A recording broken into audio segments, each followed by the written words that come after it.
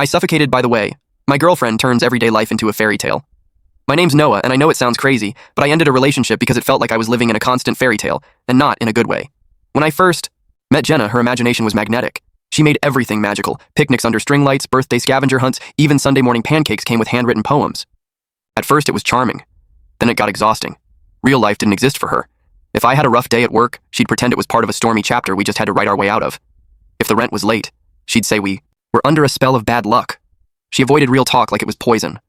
When I brought up finances or long-term goals, she'd laugh and say, "Let's not ruin the story." I felt like a prop in some fantasy she scripted, never a partner in a real grounded relationship. I stayed longer than I should have, hoping she'd come down to earth. But I couldn't keep pretending. Love shouldn't require a mask every day. When I finally ended it, she wrote me a goodbye letter on parchment paper sealed with wax. I cried anyway.